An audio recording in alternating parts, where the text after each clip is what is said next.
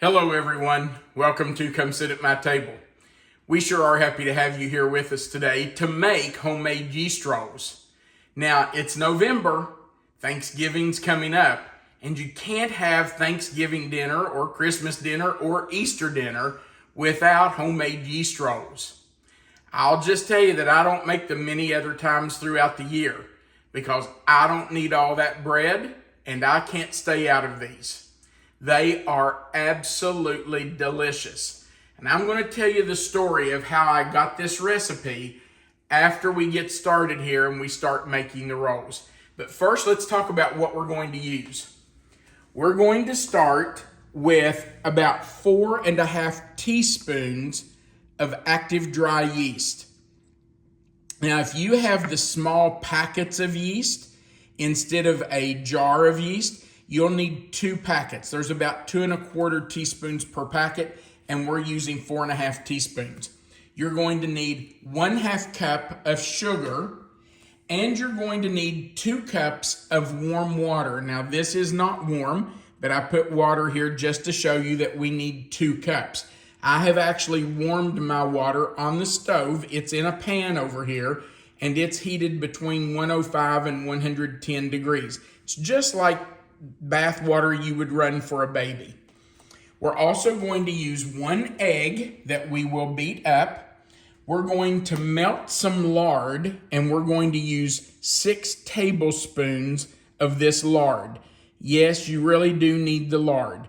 I know it's something that most people don't use a lot of anymore, but it makes a difference. So buy you a little tub of lard, and you're going to use 6 tablespoons of melted lard, and I will stick this in the microwave to melt it in just a few minutes. We're also using 5.5 cups of all-purpose flour, and the last thing we need is 1 teaspoon of salt. And I'm just going to take that teaspoon of salt and put it in with our flour and just kind of mix that in. We just want it mixed down in with that flour. Okay. So that's the first thing we need. Now, next, we need to get our yeast to start to activate or bloom. And the way we do that is to take some warm water, about 105 to 110 degrees, add in our sugar, let that sugar dissolve a little bit, then add in our yeast and let it start to activate. So let's go over to the stove. Melissa, we're going to the stove first. And let's check our water to make sure it's the right temperature. You can see right there it's about 107, 108 degrees. That's perfect. Between 105 and 110 is where you want it to be. So we're going to go to the mixer. We're going to add that water and our sugar. And we're going to I'm going to take my hook and just stir that up a little bit. Let that sugar start to dissolve in that warm water. Now, I'm going to put in our 4.5 teaspoons of yeast.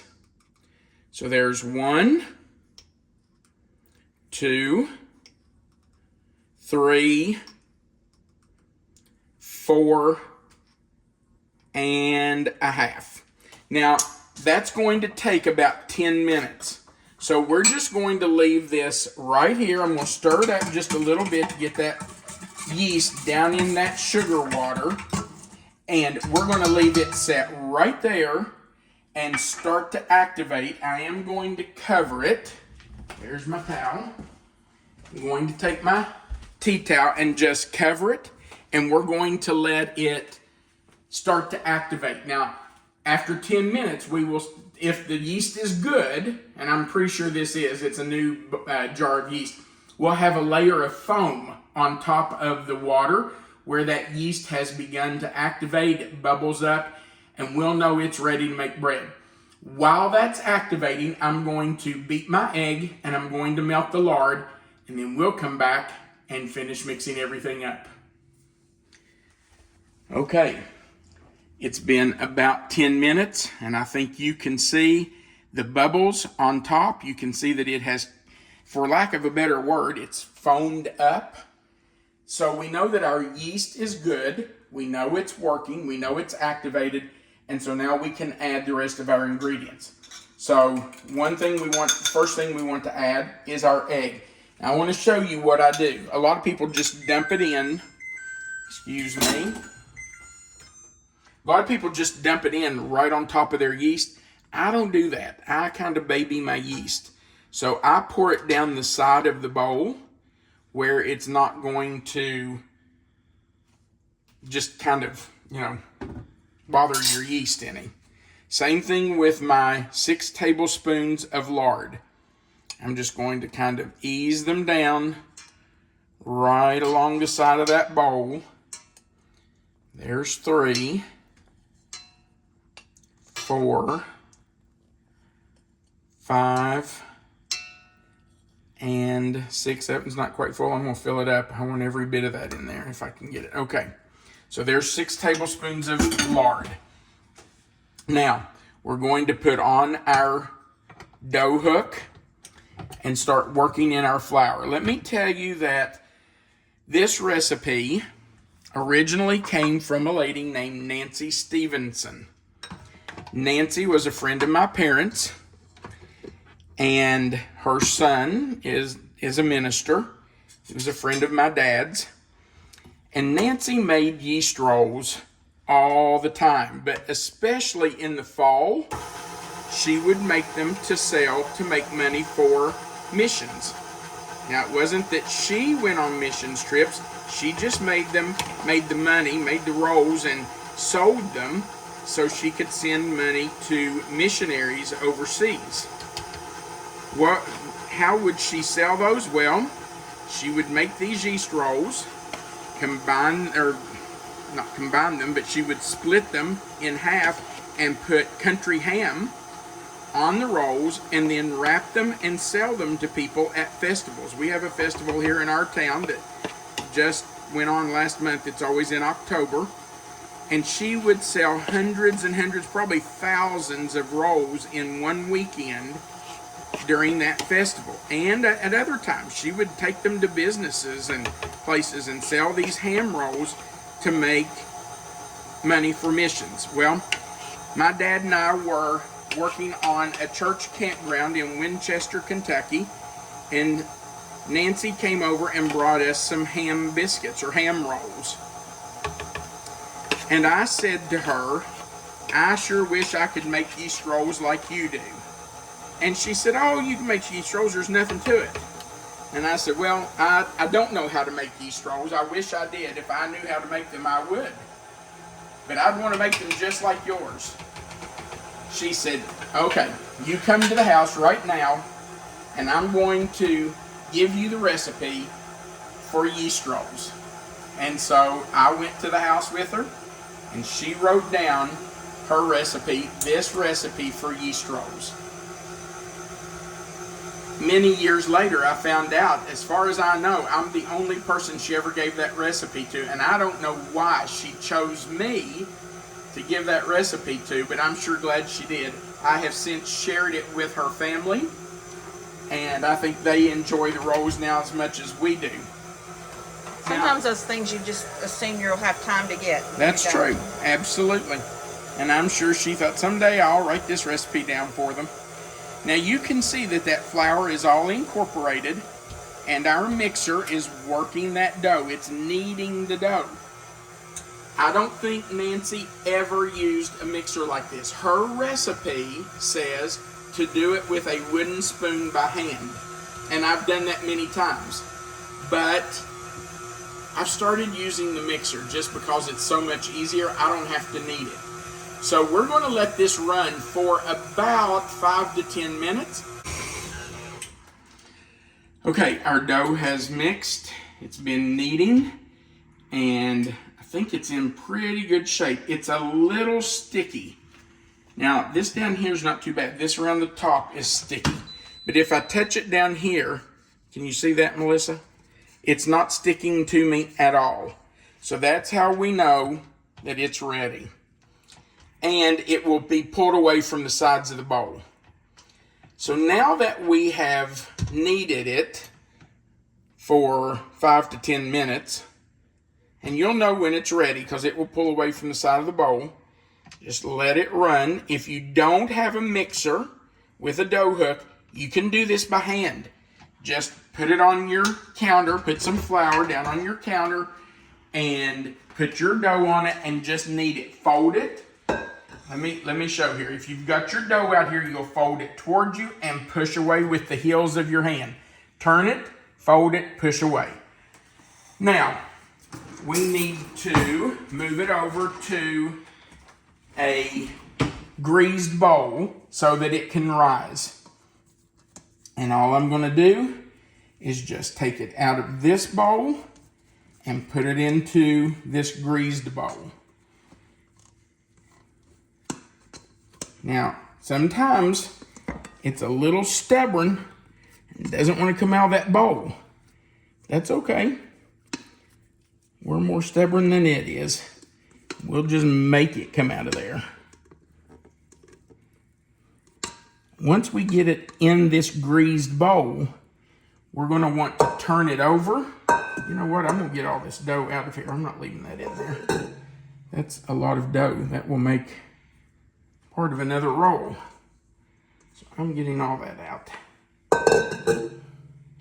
One more little bit right here on this side. Okay, that's got it. Now that we have it in there, I'm just going to kind of press it down, pat it down a little bit, and then I'm going to flip it. Just going to flip it over. Now it's kind of greased on top. And all we have to do now is cover it and put it in a warm place where there are no drafts. You want a draft-free, warm place, and let it rise for 1 to 2 hours. I put it in our oven. I do not turn on the oven. Do not turn the heat on. I cover it with plastic wrap, put it in the oven, and turn on the light bulb. The light bulb will give off enough heat that it will help the yeast to activate and make the dough rise. So don't turn the heat on in your oven. If you don't want to put it in the oven, find some other place to put it. Find a place that's just a little warm, not hot, just a little bit warm that you can let it rest. Okay, so I'm going to cover this with plastic wrap and get it in our oven for 1 to 2 hours until it has doubled in size. Our dough has risen, and it is time to make rolls. Look at that dough. Man, that is so nice. It's amazing how much it's risen in, what, an hour and something? Yeah, just over an hour. Okay, so we're just going to take this off. Now we need to move this dough. We're going to punch it down and then move it onto our floured surface. You can see here that I have my pastry mat and I have sprinkled just a little bit of flour on there. If you don't have a pastry mat, that's okay. You can just do it on your counter. If you want a pastry mat, Melissa will put a link to this mat right below, not below, right at the bottom of the screen if you want to order one. Okay, so let's just push our dough down. Look how all that air just went out of it. And now we just want to bring our dough in. We're just going to pull it away from the sides of the bowl. And we're just going to fold it up and in, kind of into a ball. And get all that off the sides that we can. Up and in. And now we're going to dump this out onto our floured surface.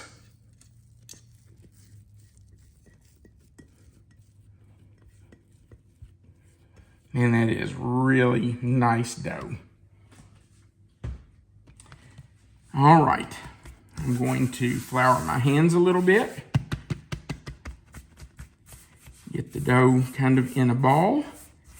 And now I'm going to pat it out into just kind of a rectangle, and we will start cutting out our rolls or pinching out our rolls. So all I do is pinch off a piece of dough.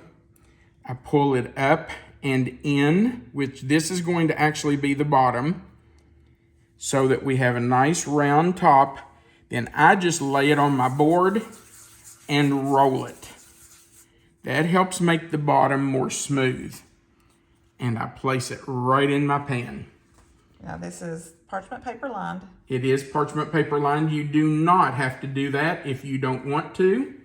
There is nothing that says you have to do that. But you also sprayed it, right? I did spray the pan before I put the parchment paper in, and then I sprayed the parchment paper. Now, we are not yet heating our oven because we have to let these rolls rise again. They're going to go back into that oven with just the light bulb on and let them rest and just puff up and be wonderful rolls. Approximately how many do you think you'll get from this? Well, Nancy's recipe said 24 to 30. I usually shoot for 24 because I like a big roll. So I go a little bit bigger maybe than some people do, but I don't like a little dinky yeast roll. So just, you know, you make them the size you want to. That's the thing about saying, how many rolls am I going to get from it? Well, you have to tell me how big your rolls are going to be. What size are you going to make them? Then I can tell you how many you're going to get. And I'm just going to tell you now, short of weighing them, they're not all going to be the same size. They just cannot be. You can see that these two right here are different sizes. This one's bigger than that one. There's just no way to get around that. It just is what it is. If you get one you think is too big, pinch a piece off. It's okay. It's just dough.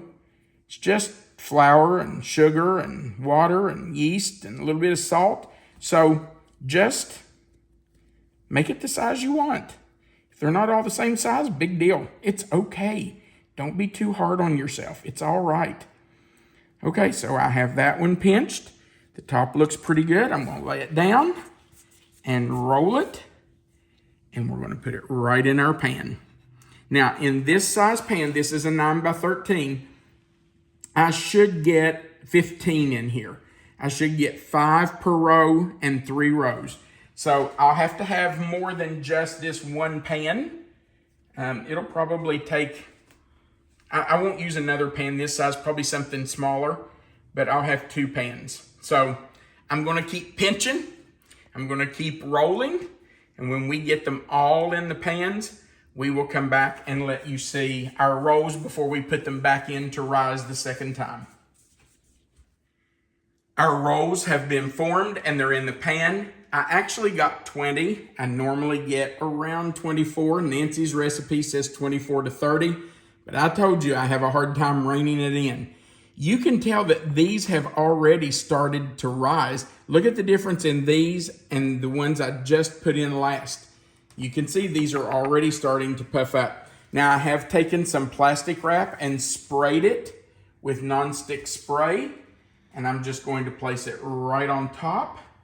Move this one out of the way. I'm not really going to force it down. I'm just going to lay it on top of there.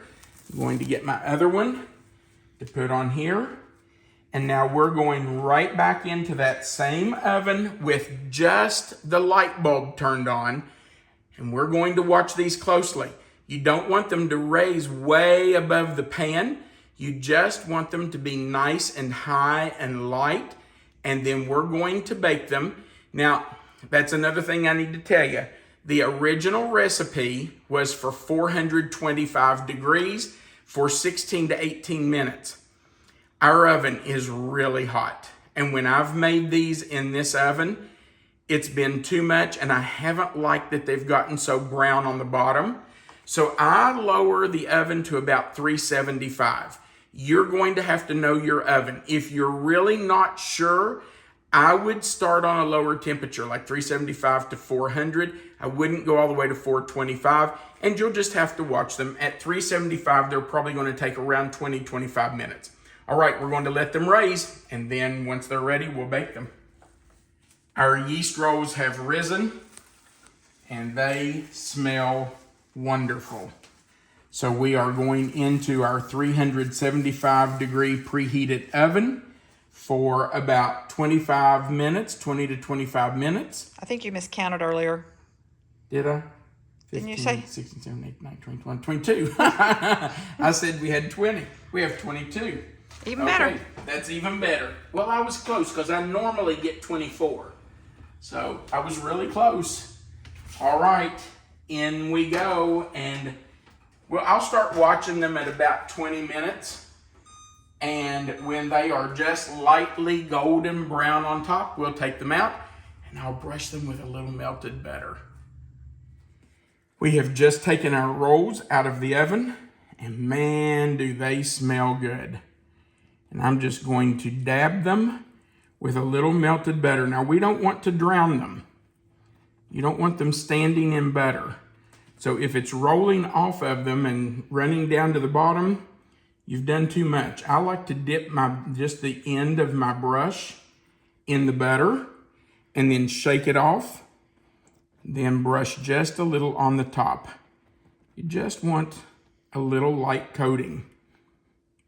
Now, They smell so good. we can't take these out right now because they are steaming hot. So we're gonna have to wait a few minutes, let them set up basically. If we took them out now, we would probably just mash them flat. So we're gonna let them set up, and then we will do the taste test. And I promise you, I will do my best to keep Melissa out of them until we come back to do the taste test. I'm not kidding. I've already had to try to keep her out of them. Oh, yeah, you know it's me. Back in a little bit.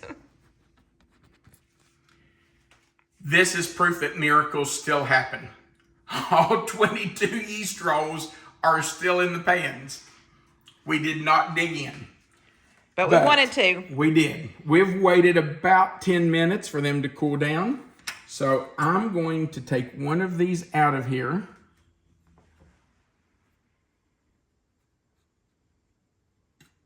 Oh my goodness. Look at this. Look at that. What's the bottom look like? Perfect. Yum. Perfectly brown. So good. Now, I've got a treat for you because I'm going to show you how Melissa's papaw and my papaw always ate their biscuits or their rolls. My papaw, I don't know about yours, but my papaw never had a meal that he didn't have something sweet at the end. Absolutely. I don't know what it was, but for some reason they just felt like they had to have a bite of something sweet. So this is what they would do most of the time. They would take a piece of soft butter, pour a little molasses right on top of it, just a little bit, and mash it together. My papa would also do this with honey because he had honeybees. Yeah, honey or molasses. I think my papa probably preferred molasses because I saw him eat it a lot. But yeah, he and my mama had honey all the time. There was always honey in the house. Now, my grandparents did not keep honeybees, but they always had honey. So there you go. Molasses and butter. Now, look at these rolls. I'm just going to pull this apart, Melissa. I'm not going to try to cut it. I'm just going to pull it apart. Look at that. Look at the steam rolling out of there. Smells so good. Oh my goodness. So we're going to put a little molasses butter right on there. Spread it around a little bit. Now let me tell you, this is down home eating. You ready, Melissa? Sure.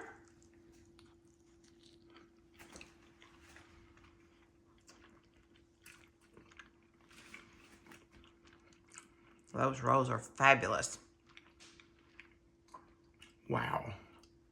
So light and fluffy. That is so good. I'm eating the last bite. Sorry, but I'm not finished showing you something. Let me see if I can get another one out of here. I think I can just pull it loose. I'm going to show you how Melissa and I like ours. I went to a place called Walnut Leaf.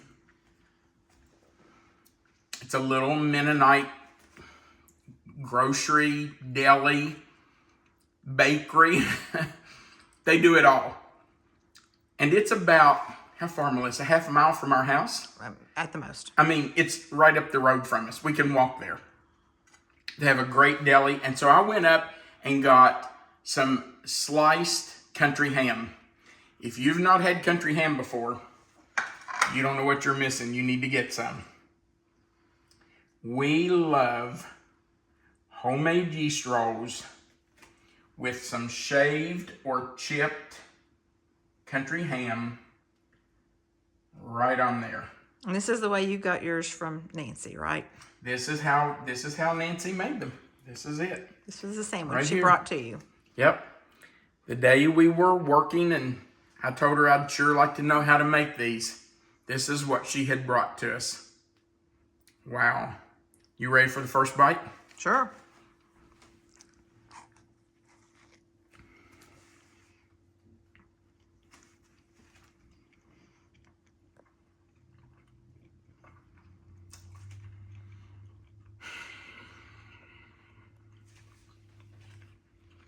That's fabulous. Country ham and homemade yeast rolls. Wow. Nancy's no longer with us. If she was, I would call her and say thank you for the recipe. These are just fabulous. And guys, you saw how easy that was. It's just some water and sugar and yeast, and then you mix in an egg, some lard, some flour, and a little bit of salt. That's it. Let it rise, punch it down, make your rolls. You saw how easy that was. Don't be intimidated by forming your rolls. Just pinch off a piece, form it into a roll it around on your counter, and put it in your pan. If they're not all the same size, who cares? The people sitting at your table eating are not going to look at that pan of rolls and say, well, I can't eat this meal because the rolls aren't all the same size. They're not going to care. You can look at mine and tell they're not all the same size. That's okay. We sure do appreciate you being here. By the way, the recipe for these rolls is on page 54, I believe, in our cookbook. And if you are interested, if you'd like a copy, yes, page 54 in our cookbook. If you would like a copy of our cookbook, Melissa will put the link in the description box right below this video. And I'll also have the recipe included, just like always. Absolutely. If you go right below the video, find the box that says homemade yeast rolls. You click anywhere in that box, it will expand. Melissa always puts the written recipe right there for you. But there will also be a link there to the Amazon store where you can order the cookbook. And our contact information will be at the very bottom of that box. Also, we really would appreciate if you'd click that like button. Looks like a thumbs up. And if you haven't before, we invite you to click the subscribe button, the little notification bell beside of it, and the word all. And then, of course, we would appreciate if you would click the share button and share our video to your own page. Don't forget to leave us a comment at the bottom. We love hearing from you. So just go to the bottom of the screen and type us out a little comment. We'd love to hear from you. Thank you for watching. We appreciate every single one of you. We want you to remember that you are always welcome to come sit at my table. Have a great day.